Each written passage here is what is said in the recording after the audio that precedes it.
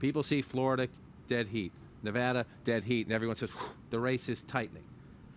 Tightening, or tightening in a way that's a surge for Trump and a comeback path, or tightening in a way that, okay, we live in the United States of polarized America. This is pretty natural. The latter. Yeah. Nevada is sort of become the new Florida in that you've got these tight contests, and Democrats will tell you any chance they get that polling out there is pretty bad because it doesn't account properly for Hispanics, among others.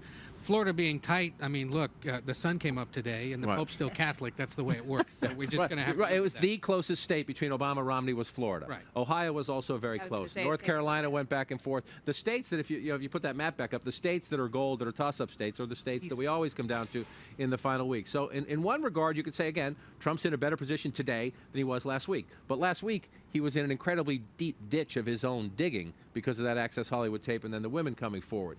Now, if you're Clinton, you're still in a commanding position, but as she just said there, you better be careful. Well, and if you look at this time 4 years ago, it was really a much tighter race. It was supposedly within a margin of error race, and then you saw what happened in the very end. For Clinton, the last couple of weeks, as the sort of groping accusations took hold, the big fear inside her campaign was this complacency issue, right? That her support, either her real supporters or like her, whatever, I'll go with her, supporters figured this thing was done and maybe they don't have to show up. The sort of flip side of the complacency argument is that as things appear to tighten, it helps them to make their case against complacency. May actually help her in an odd way if people start talking it's a closer race. And she's been focusing, Ryan, almost exclusively on going to A, the battleground states, the ones that are always close in the end, but B, the ones that have early voting and they're open. They're trying to win the election today, not on November 8th. Bank as many of those votes as you can to make Election Day turn out a little bit easier. I mean, I think the best indicator this week, aside from any of the polls of where this race is that Mike Pence yesterday was in Utah. Right. And Donna Brazile is in Utah today. A state that hasn't voted for a Democrat since 1964, I believe.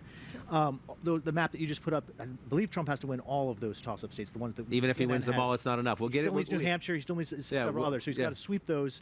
The tightening in Florida, yes, it's tightened in that Bloomberg poll yesterday, but before that, it has been extremely consistent with a 2 to 3 point Hillary Clinton lead.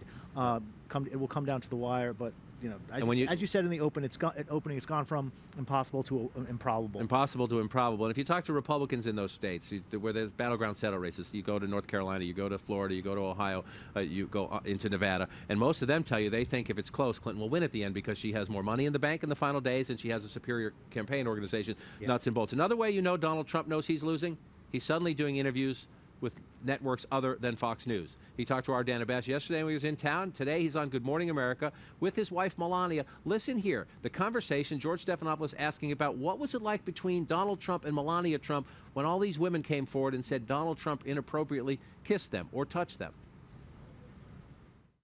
They were lies, and as I said before, all the accusations, they should be handled in a court of law. So you believe the lawsuit should go forward? Yes, I believe that. And because to accuse somebody without evidence, it's very hurtful and it's very damaging and unfair.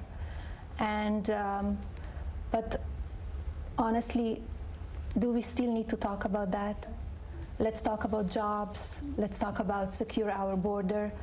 That's what American people want to hear about it. I think people just to finish, I can't apologize for something that I didn't do.